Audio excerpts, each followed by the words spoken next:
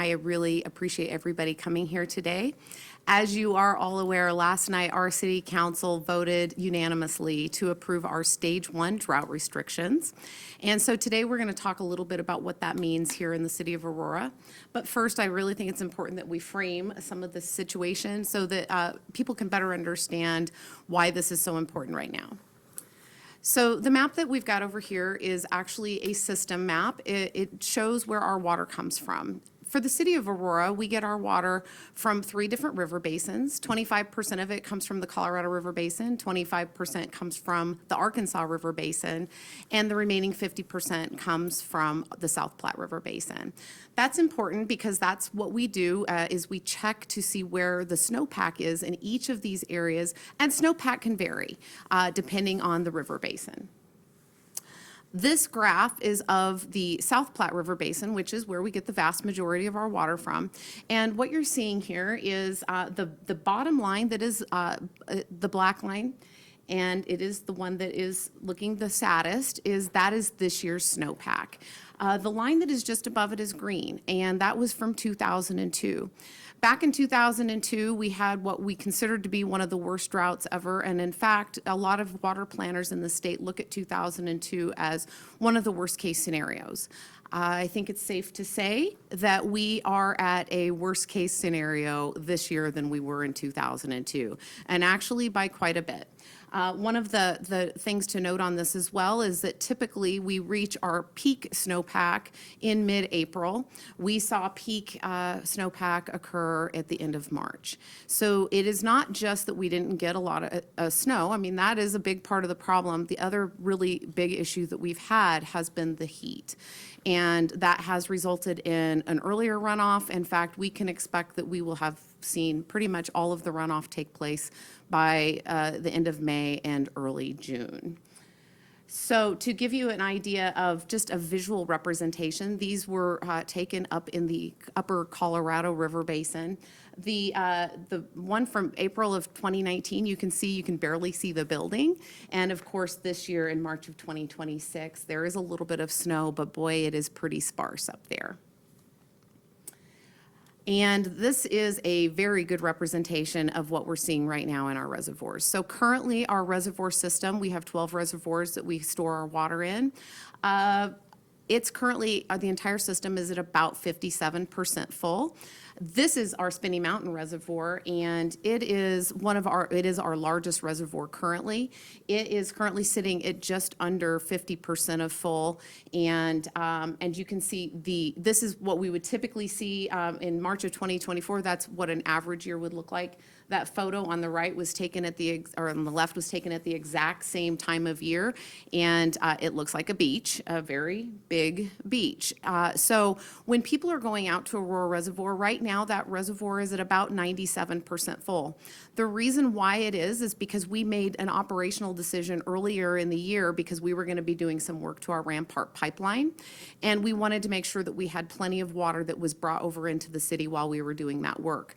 So if you go out to Aurora Reservoir and you think, well, this reservoir is the fullest I've ever seen it, that is the reason why, is because it was an operational decision. But I can assure you that throughout the entire system, which is what we look at, we are only sitting at roughly 57% of full. So last night, when City Council voted to approve our Stage 1 drought restrictions, what that means to all of our customers in our service area is we're looking for a 20% reduction, and the vast majority of that will definitely come from outdoor usage. On an average year, what we will see within the city of Aurora is about 40% of our annual demand goes to just irrigation. And that is the space then we know that we're able to have the greatest savings. So what we are asking our customers to do is to reduce their watering to 2 days a week, and you will have assigned days to be able to do that watering. Also, there is no watering between 10 a.m. and 6 p.m. That is something that we've had every irrigation season, but we're asking, it's very important that you do that this year because we know we have a lot of evaporative loss, and in fact, it's just a waste of water when you're watering during the hottest part of the day. The other thing that if you've been thinking about putting in a new Kentucky bluegrass lawn, it's not going to happen this year. There is no new turf installations that can take place this year. Also, if you have a swimming pool and you are super excited about filling it and it is a private swimming pool, you are not going to be allowed to fill it. If it's already full, you can top it off.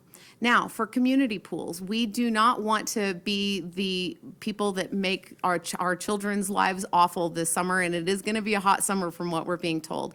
So the community pools definitely are going to be filled, as are our public pools. So we want people to be able to go out and enjoy that because we know that that's an important amenity to the community.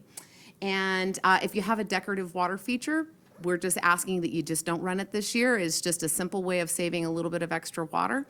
The other thing is when you're sitting in your local restaurant, if they don't bring you a glass of water, that means that they are following our restrictions. You are only supposed to get water when you ask for it. Now, we want you to ask for it because water's important, stay hydrated, but that is what we're asking restaurants to do right now. And so I'm going to turn it over now to Tim York. He is our manager of conservation, and he's going to talk a little bit about what enforcement's going to look like.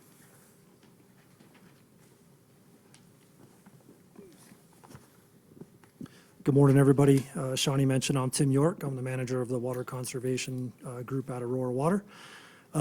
Enforcement will be somewhat similar to how it has been in the past, at least for part of it.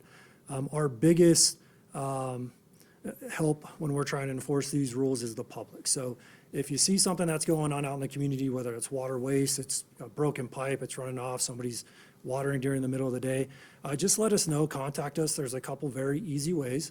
The first one is the Access Aurora app. You can actually take a picture in the field, it'll geolocate it and send it right to us and we can get somebody dispatched out. The second way, we just set up a brand new email address. It's waterenforcement@auroragov.org. Same thing, if you send an email to us, location, time, you can remain anonymous. You don't have to tell us who you are, and we'll dispatch somebody out there to investigate the situation. A new way that we will be providing enforcement this year is using our advanced metering infrastructure data. So over the last 5 years, Aurora Water has been going through the process of installing, for lack of a better term, smart water meters. These water meters take a read and send it in every 15 minutes. We're going to be using hourly read data to flag irrigation events and use that data for enforcement as well. So it will tell us if there was irrigation going on during the day or more than 2 days per week. And then we will be able to send a warning letter out, which will be followed, by violations. So a little bit on how the violations work. The first violation is a warning. It's educational. We realize that most of the time something's going on. You may not know what's happening, and we want to give you the opportunity to correct that. Residential customers get 7 days to make that correction. Non-residential customers get 3 days. Should that violation pop back up again after we've given you a warning, that's when fines will start to come out. It's a 3-step fining process. So for residential, they'll start at $125, $250 for multifamily and commercial, and they continue to go up until we hit $500 for residential and $2,000 per violation for non-residential. If a violation continues to occur, we can look at the possibility of shutting off the meter until that gets resolved. We don't want to get there, and we have a bunch of conservation programs to help with the demand. So everything from free outdoor water assessments, where we can come out and look at the irrigation system, help you get it programmed correctly to meet the requirements, and help you be more efficient. We also have incentive programs that offer rebates for things like smart irrigation controllers so that we can help you program it and get it set up. So 1, you're not in violation of the water shortage response plan, and 2, so that you're providing an efficient amount of water to your landscape. If you don't want to irrigate your turf anymore because you're not using it, we have a couple programs that will help with that. We have a free landscape design program for converting high water use turf over to water-wise landscape. And we also have rebates to help pay for that conversion. So our current rebate program is up to $3 per square foot for traditional water-wise landscape. And if you want to go even a simpler route and remove your Kentucky bluegrass or high water use fescue and replace it with a low water use turf or a native grass mix, that's 50 cents per square foot. And we can do all of that through our free design program and through the rebate program. The last thing I want to touch on are some customer tools. So whether you're changing your landscape or you're keeping your current landscape and you want to make sure that you're using water the best way possible and the most efficient, we have a couple great ways for you to do this. So we have a residential program called Know Your Flow, free voluntary program. You can sign up at auroragov.org/conservation, and it will kind of give you a monthly report card in a way. So you tell us how many people live in your home for the indoor component. We'll do some GIS mapping for the outdoor component, and every month we'll send you a report card, if you will, on this is what you should have irrigated based off the weather, and this is how much you did.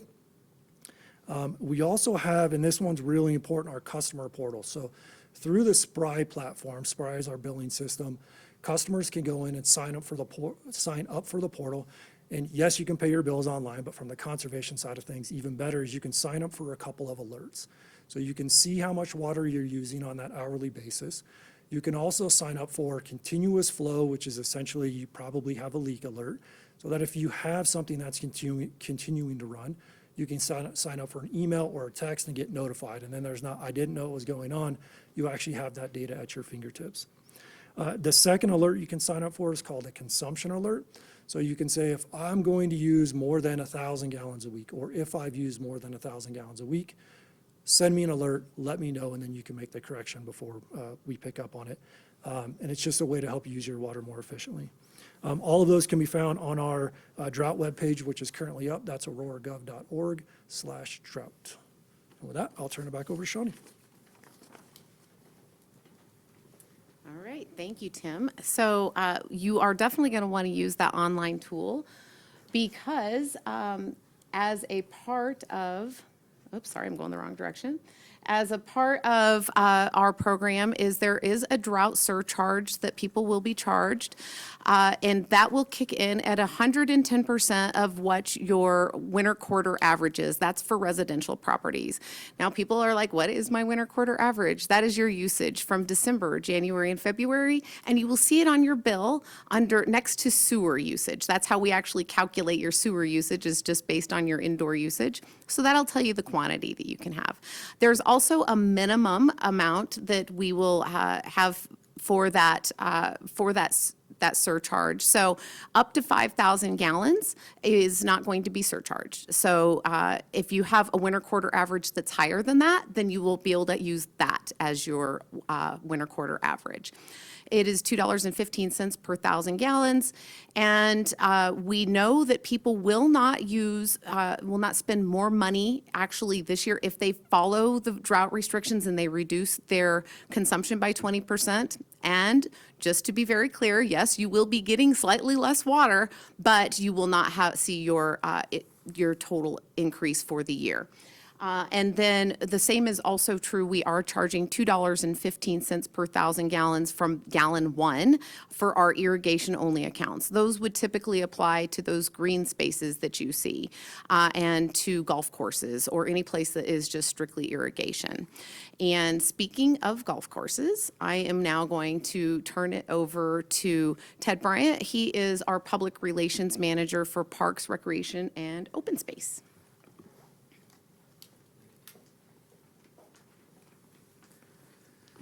Yes, good morning, everyone. Thank you for being here. And thank you, Shawnee and Sam, for this opportunity to provide a brief statement on behalf of Aurora's Parks, Recreation, and Open Space Department. First of all, we are proud to partner with Aurora Water on this major shared effort to reduce our water use across the entire city. We've been working for years as a department to meet this moment, and we are ready for it. We take our responsibility to conserve water very seriously. We understand that residents will have some concerns when they see private watering versus municipal watering on our level, but we are the stewards of some of the city's most beloved assets: parks, open spaces, pools, recreation centers, golf courses, and it's up to us to balance strict water conservation with making sure these areas that Aurorans rely on every single day are safe, healthy, and usable. And for us, it starts with being smart. So for a decade, we've been investing in solutions that help us meet our aggressive conservation goals while still providing high quality of life for residents around the city. So we do that through a number of things. It's things like converting turf to native grasses and water-wise landscaping across our city. It's watering overnight to avoid losses during the daytime heat. It's installing weather track controllers, nearly 300 across our entire system, that help us measure our water use down to the finest drop and strategically irrigate in areas where it's needed and where we can, avoiding irrigation in areas that we can deprioritize. We are highly motivated as a Parks, Recreation, Open Space Department to set the system up for long-term drought resilience and to do our part. And we're proud to partner with our counterparts across the city, residents included, to be leaders in this major endeavor together. Thank you. Thank you so much, Ted. So we have gotten a lot of questions from people already with respect to what about my HOA? They have rules of their own and they're going to enforce on them. So we will provide more information on auroragov.org/drought to get the exact statute, but there is a statute in the state of Colorado that says that, first of all, HOAs cannot prevent you from putting in xeric landscaping. They can actually tell you what kind of design you're allowed to have, but they're not allowed to tell you you can't have xeric landscaping. And the other really important factor is they are not allowed to enforce rules if there is currently water restrictions in place that have been put in place by your local water provider. And so we will provide more information about that online. We are sending letters out to all of the HOAs that we have contact information for, so that way they are well aware of this very important statute that no doubt people are going to be happy is there, because nobody wants to be enforced on by their HOA. The other thing that we've gotten a lot of questions about already is, what about data centers? People are very worried about data centers because they're in the news, and rightfully so. Data centers can use a lot of water, and there are data centers in Aurora. I can tell you that in the last 3 years, we have put into our standards and specifications a large water user guide. What that means is that large water users that want to come into our service area, if they're going to use a lot of water and it's not going to be recoverable, because the vast majority of our water we can reuse, they are not going to be allowed to come into our system. And that is how we are protecting our water system so that we can have sustainability for all of our customers for many years to come. We do have a large data center that recently moved in, and they're on air cooling. And so they use very, very little water, and we are working closely with all of the other large water users, so that way everybody is going to play their role in reducing water consumption. And there have been other questions specifically about development. Aurora is a growing city, and the Aurora Water has been for years planning what we're going to do in the case of drought. That's part of the reason why we have our water shortage response plan. It's part of the reason why we have storage. But we're also planning to have droughts alongside what is going to be growth. And so it's a balance. And one of the things that we have done is we have put into code that new development is not allowed to put in that very thirsty turf in the front yard, and they're limited to the amount of turf that they're allowed to have in the backyard. So that's why when you go into new development, you will typically see xeric landscaping or water-wise landscaping in the front and side yards. If you have any other questions, though, we are always here to help. You are welcome to call our customer service line. You are also welcome to contact us directly, and that information is available at aurorawater.org. You can reach out to us if you've got questions that are specific. We also have today with us Aurora's fire department, to help describe how they can help. So if you have any questions, we do know people are very concerned about wildfire, as are we. It is the most important thing that we can tell people right now is, when you are out in the mountains, think about your water back at home. If there should be a large wildfire up in those mountains, it can have pretty dramatic impacts on our water system. And so please be very, very, very careful. So if you guys have any questions, I'm going to go ahead and open it up to questions right now. But I just want to finalize everything by saying we have had our city grow substantially, almost double in population since 2002, and our demand has basically stayed flat. It's gone up a little bit, but not much, and that is because of our Aurora community doing their part in conserving. So we want to thank everybody for playing their very important role in this. If everybody goes and conserves 20% right now, that will help us to keep from going into deeper restrictions. the thing that we do not know is how long this drought is going to last. And so the water department has to look down the road, and we have to be very cautious in how we are using water, because the last thing we want to do is get into an emergency situation where we don't have water for basically essential uses. So we've been planning for this for decades. That's why we have one of the largest reuse systems in the entire country, and we're going to continue to expand that. And we are just using our water the most wise ways that we possibly can. So with that, I will open it up to questions. If you have any questions for myself, for Tim York, we have Brian Good here with our fire chief, and Ted. Yes? You spoke of the possibility of water interruption stopping someone's service. Yeah. Is that possible? Is that something that can happen? And especially if they're just paying their bill? Yeah. So that's, again, not against the law? Super glad that you're asking this question. And so, first of all, if somebody continues to violate the watering restrictions, and they have been given multiple warnings and violations, and they have just decided that they don't care, for some people, money is not an issue, right? And so they will go ahead and continue to pay the fines. Because it is a shared resource and we have to look out for what is good for everybody, we actually do have the right to interrupt service for those people that are not following our water shortage response plan. And that will be used as a last possible measure, but it is a measure that we will use if we have to.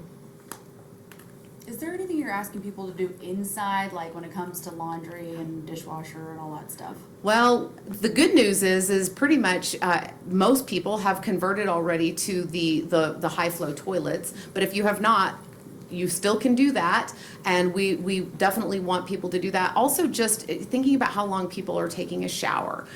If you have a load of dishes to do, wait until it's a full load. So every single drop does count right this minute, and everybody has a role to play in this. So yes, indoor use is important, but we know we can get the greatest reduction in usage by having people reduce how much they're watering outside. Also, what's the plan if we have another winter like this next year? Yeah, I'm really glad that you're Scary asking thought. that question. It is not outside of the realm of possibility that we could have another year like this. In fact, water providers across the state are preparing for the worst case scenario. That is why we are going into stage 1 restrictions right now. We will be continuing to monitor our water supply, and if we continue to see drought as it is a very strong possibility that we would go into a stage 2, and as a worst possible case scenario, a stage 3. So stage 2 means outdoor watering goes down to 1 day a week. Stage 3, there is no outdoor watering. It is only for essential uses. Do you think that could happen later this summer? I do not think that we will see a stage 3 this summer at all. Stage 2 truly does depend on whether or not our customers are going to do their part in reducing usage. And so if everybody does their part, we should not go into a stage 2 this year, but if they don't, it is a possibility. And that is part of the reason why we are going to be heavily enforcing this year, because we don't want to go into a stage 1 or stage 2. Under stage 2, when you go down to watering 1 day a week, realistically, Kentucky bluegrass is not going to survive. It will survive being watered 2 days a week. It just will not be lush and green. So our goal is to not have that happen. With kids want to go play, swimming pools at rec centers, adults want to go golfing, for example. Yeah. What will be done in both of those areas when you talk about these new water restrictions? So again, pools or public pools can be filled. And we are asking people in particular, if you have a fountain or something that is going to be highly evaporative, not to be using it right now. But we do want the community to still be able to go out and recreate and enjoy. So under stage 1, they're able to do that. When it comes to golf courses, there are both private and public courses in the city. And all of the golf courses are being asked to reduce water in those areas that are do not require a lot of water. So for instance, that would be your tee boxes and your greens. Everything else you're probably going to notice is going pretty brown. And that is by design. They're going to water it enough to be able to keep the turf alive, but outside of that, it's not going to be lush and green. Well, we talked about restrictions a little bit earlier in the sense of shutting off water. Would there be the possibility, if there is a said golf course that decides to say, hey, I want to make sure that it's not brown, We want to make sure that it's green. From a profit perspective, would you or would Denver Water, would the city possibly shut off their water?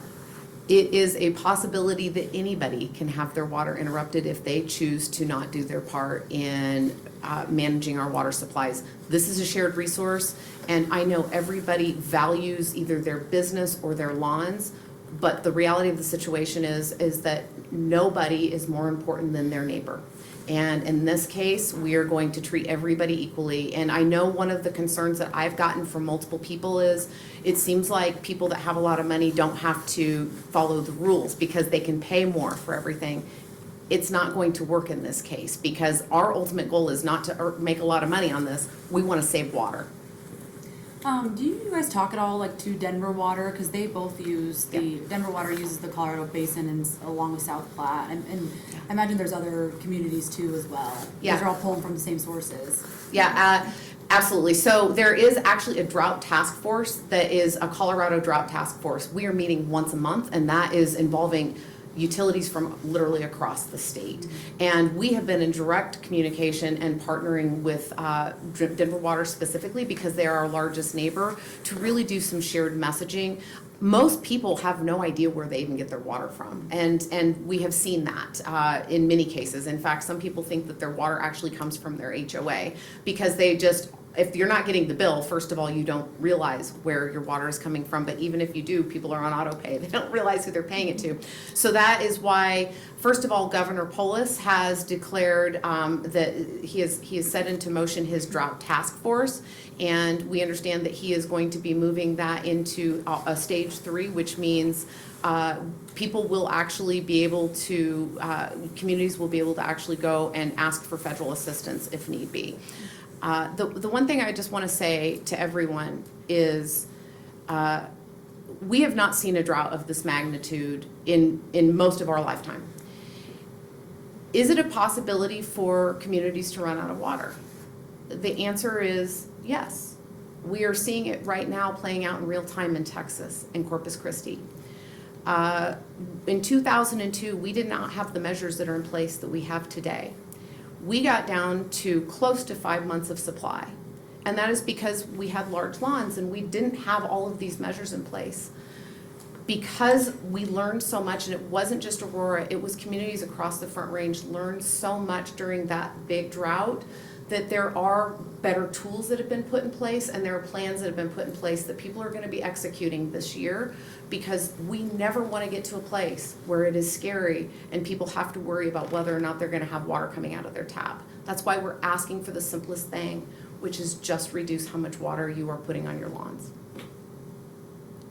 That's my last question. Do you have a percentage right now of how much water you guys have?